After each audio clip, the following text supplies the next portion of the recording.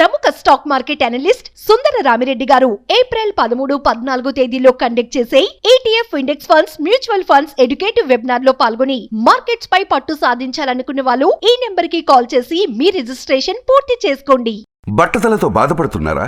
ఆధునితనమైన పద్ధతిలో hair transplantation చేయబడును. Face clinic, Hyderabad. Hello views, welcome back to our channel. ఈరోజు మనతో ఉన్నారు స్టాక్ మార్కెట్ అనలిస్ట్ అయిన సుందర రామిరెడ్డి గారు. ఇక ముఖ్యంగా పాపులర్ పొలిటీషియన్స్ ఎవరైతే ఉన్నారో వాళ్ళ పోర్ట్ఫోలియోస్, వాళ్ళు ఎందులో ఇన్వెస్ట్ చేస్తారని తెలుసుకునే ఒక సిరీస్లో ఉన్నాము. ఆ సిరీస్లో భాగంగా నెక్స్ట్ ఎవరి గురించి తెలుసుకోబోతున్నామో సార్ మాటలో విందాం. Hi sir. Hi sir, previous ఎపిసోడ్లో రాహుల్ గాంధీ గారి యొక్క పోర్ట్ఫోలియో చాలా ఇంట్రెస్టింగ్ అనిపించింది. మా కోసం ఇన్ఫర్మేషన్ తెచ్చినందుకు థ్యాంక్ యూ సో మచ్. ఇక ఈ ఎపిసోడ్లో ఏ లీడర్ గురించి మనం తెలుసుకోబోతున్నాం? శశి థరూర్ అండి, కేరళలో one of the famous Congress politician, అంటే చాలా మోడర్న్ కూడా. శశి థరూర్ తన పోర్ట్ఫోలియో మొత్తం కూడా 9.3 crore అండి ఫారిన్ ఈక్విటీలో ఉంది. అంటే ఇండియాలో ఉండి మనం ఫస్ట్ టైం మనం చూస్తున్నాం అబ్రాడ్లో ఇన్వెస్ట్ చేసిన పాలిటీషియన్స్ అయినా. అంటే 3.4 lakhs ఏమో 4 crore ఏమో ఫారిన్ బాండ్స్లో అండ్ 9.3 crore ఏమో ఫారిన్ ఈక్విటీలో పెట్టారు. మొత్తం మీద ఇండియాలో పెట్టింది తక్కువ, అబ్రాడ్లో పెట్టింది చాలా ఎక్కువ. మనం వీళ్ళ పోర్ట్ఫోలియో చూసామనుకోండి, ఇండియాలో ఇన్వెస్ట్ చేసింది ఎక్కువ సార్లు tax saver funds.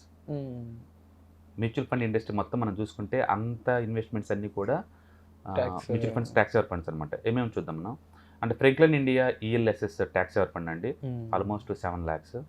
And Axis ELSS tax saver fund 8 lakh. And Axis ELSS tax saver fund ఇంకోటి 3 lakh అది. And Franklin India balanced advantage fund 7 lakhs. And Edelweiss MSCI India domestic fund అండి, ఇది ఒక 5 lakh. And tax saver fund ఇంకోటి. మొత్తం మీద ఇండియాలో invest చేస్తుంది ఎక్కువ సార్లు మ్యూచువల్ ఫండ్స్లో అండ్ ట్యాక్స్ ఎవర్ ఫండ్స్ అండి.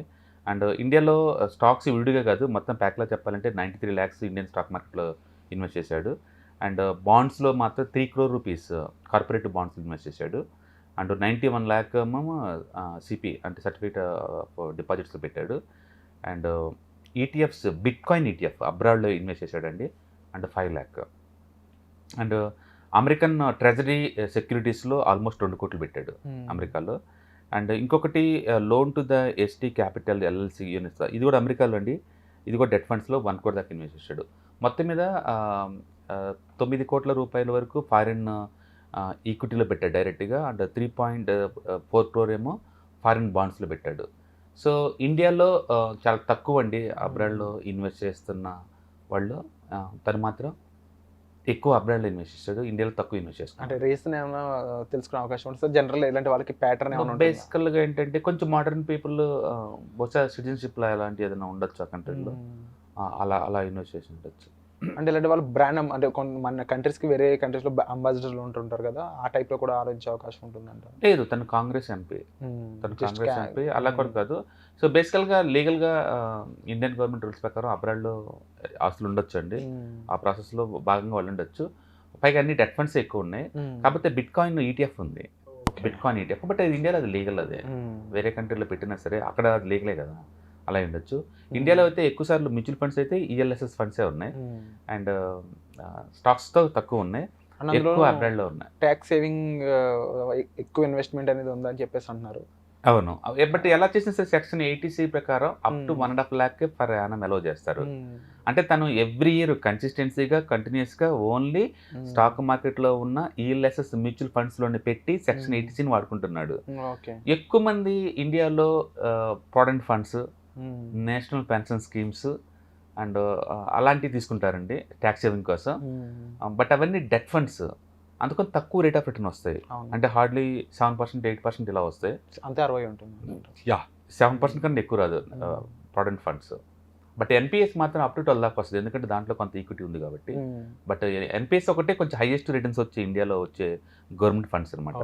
బట్ తను ఏ ఆర్గనైజేషన్లో వర్క్ చేయట్లేదు కాబట్టి, ఇండిపెండెంట్ కాబట్టి ఏదైనా చూస్ చేసుకోవచ్చు, NPS చూస్ చేసుకోవచ్చు మామూలుది.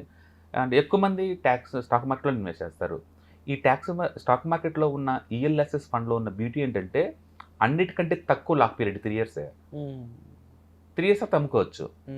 అండ్ సో కాబట్టి అందరూ ఎక్కువ శాతం ఎక్కువ రిటర్న్స్ రావాలి, తక్కువ టైం లాక్ టైం అనుకున్నప్పుడు ఇదే బాగుంటుంది, అందుకని న్యాచురల్గా ఇక్కడికే వచ్చేస్తారు. అట్లా నేను కూడా స్టాక్ మార్కెట్లో, మా ఫ్యామిలీ మొత్తం కూడా ఓన్లీ స్టాక్ మార్కెట్లో ఉన్న ఈ ELSS మ్యూచువల్ ఫండ్లోనే ట్యాక్స్ సేవింగ్ కోసం వాడతాం. ఎందుకంటే ఎక్కువ రిటర్న్స్ వస్తాయి. ఇందులో పెడితే లైక్ స్టాక్లో పెట్టినట్టే కదా మనం మ్యూచువల్ ఫండ్ కొన్నట్టే, బట్ అదే టైంలో ఇన్కమ్ ట్యాక్స్ క్లెయిమ్ చేసుకోవచ్చు. Okay, income tax claim section 80 వాడుకోవచ్చు అనమాట. సో ఆయన రెగ్యులర్గా చేస్తున్నారు, రెగ్యులర్ ఎవ్రీ ఇయర్ చేస్తున్నారు. లేకపోతే ఇన్ని రకాల ఈఎల్ఎస్ ఫండ్స్ కొనరు. ఆయన ఏంటంటే యాక్సెస్ కానీ అంటే ఫ్రాంక్లిన్ టెంపుల్ వీటి మధ్య మార్చుకుంటా ఉన్నాడు every year. But every year 1.5 lakh వరకు అలౌ చేస్తారు. అందుకని నువ్వు ఎక్కువ పెట్టినా సరే ట్యాక్స్ క్లెయిమ్కి అలౌ చేయరు అనమాట. బట్ రేరెస్ట్ పొలిటీషియన్ ఫారిన్ కంట్రీస్లో ఇన్వెస్ట్ చేస్తున్న వ్యక్తి. యా, అది కూడా ఎక్కువ అంటే బిట్ కాయిన్లో ఉంది చాలా తక్కువ 5 lakh ఉన్నాయి. బట్ డిపాజిట్స్లో మాత్రం ఎక్కువ డబ్బు ఉంది. అంటే కంపారబుల్ రాహుల్ గాంధీ గారితో చూస్తే ఇది స్మార్ట్ ఇన్వెస్ట్మెంట్ అని చెప్పొచ్చు అంటారా లేదా? ఎక్కువ డెట్ ఫండ్సే ఉన్నాయి దీంట్లో, అందుకని రాహుల్ గాంధీ స్మార్ట్ అనుకోవచ్చు. అవును, డైవర్సిఫై కూడా ఉంది. యా, అన్ని large cap full safe and secure గా డైవర్సిఫై చేసిన అక్కడ ఎక్కడ కనపడదు. బట్ మ్యూచువల్ ఫండ్ వచ్చే స్మాల్ క్యాప్ ఉంది, మిడ్ క్యాప్ ఉంది మళ్ళీ. అందుకని మ్యూచువల్ ఫండ్ రూపంలో రిస్క్ ని ఎక్స్పోజ్ అవుతున్నారు. బట్ ఫండమెంటల్స్ పర్ఫార్మెన్స్ బాగుంటుంది కాబట్టి ఇది బాగానే ఉంటుంది. స్టాక్స్ ఓన్ పికింగ్ వరకు లార్జ్ క్యాప్ తీసుకున్నాడు తను. సో కాబట్టి I safe and secure long term point of లో. ఓకే, అంటే రీసెంట్ గా రియల్ ఎస్టేట్ ల్యాండ్ అది కూడా పెట్టుకున్నారు, రియల్ ఎస్టేట్ లో ఎంటర్ అయ్యారు కాబట్టి.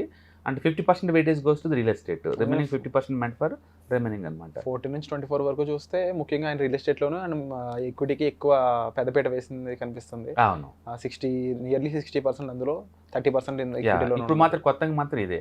అంటే గోల్డ్ లెస్ దెన్ 1%. పబ్లిక్ అంతా గోల్డ్ మీద పడుతున్నారు, తను gold diversified. So I think gold అనేది ఎంతవరకు కరెక్ట్ ఇన్వెస్ట్మెంట్ కాదనేది రాహుల్ గాంధీ బారిని బట్టి చూడొచ్చు అంటారు. బేసికల్గా చాలా మంది తెలుసండి, గోల్డ్ 12 to 13% కంటే ఎక్కువ రాదు లాంగ్ టర్మ్ పాయింట్ ఆఫ్ లో. షార్ట్ టర్మ్ లో 20-30% కూడా రావుతుంది వేరే సంగతి. But long term point of లో నిఫ్టీ ఎంత ఇస్తా అది ఇస్తుంది గోల్డ్. బేసికల్గా నిఫ్టీ ఇయర్లీ యావరేజ్ మీద 12% మూవ్ అవుతుంది, అందుకంటే ఎక్కువ మూవ్ అవుతుంది యావరేజ్ మీద. అంటే 2-3 years అసలు మూవ్ అవ్వలేదు అనుకోండి, ఒకేసారి 30-40% మూవ్ అవుతాయి అనమాట. అట్లా గోల్డ్ కూడా అంతే, యావరేజ్ మీద నిఫ్టీని ఫాలో అవుతూ ఉంటుంది అనమాట. సో గోల్డ్ ఇండియాకి సంబంధించి మనం అంతా 100% ఇంపోర్ట్ చేసుకుంటాం. అందుకని డాలర్ ఎప్పుడు కూడా ఇయర్లీ యావరేజ్ మీద ఒక 4-5% అప్రిషియేట్ జరుగుతుంటుంది. ఇండియాలో ఇన్ఫ్లేషన్ 5-6% ఉంటుంది. అంటే కంబైన్డ్ మూవ్ గోల్డ్ యావరేజ్ మీద ఇండియాలో 10-12% జరిగింది ప్రయాణం. కాబట్టి మీరు ఎవరికైనా 10-12% కావాలంటే గోల్డ్ ఇన్వెస్ట్ చేసుకోవచ్చు. బట్ మ్యూచువల్ ఫండ్లో 30-20 వస్తున్నప్పుడు అది బెటరే కదా.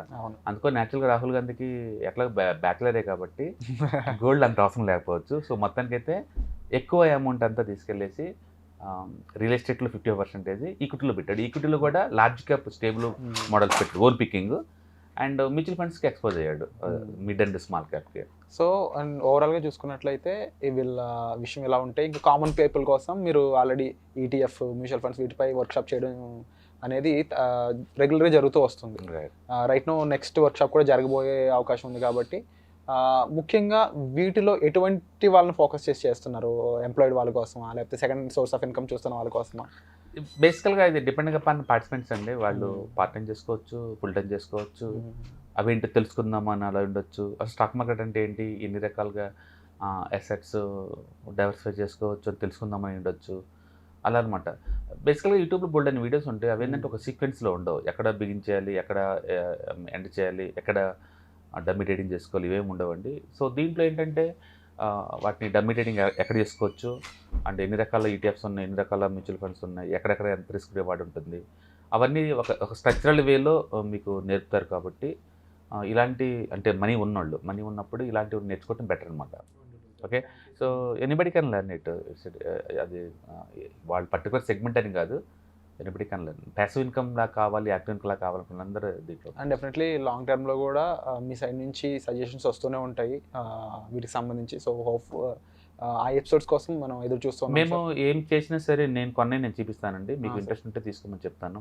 పర్టికులర్ సజెషన్స్ ఉండవు కానీ బట్ నాది నేను చూపిస్తాను ఎంత ఉందని చెప్పేసి డూప్లికేట్ చేయమంటారు. ఆ గైడెన్స్ అనేది తప్పకుండా చాలా మందికి రిక్వైర్మెంట్స్ అండ్ అది ఇస్తున్నది కూడా. Thank you so much. ప్రముఖ స్టాక్ మార్కెట్ అనలిస్ట్ సుందర రామిరెడ్డి గారు ఏప్రిల్ 13-14 తేదీల్లో కండక్ట్ చేసే ETF index funds mutual funds educative webinar లో పాల్గొని మార్కెట్స్ పై పట్టు సాధించాలనుకునే వాళ్ళు ఈ నెంబర్ కి కాల్ చేసి మీ రిజిస్ట్రేషన్ పూర్తి చేసుకోండి.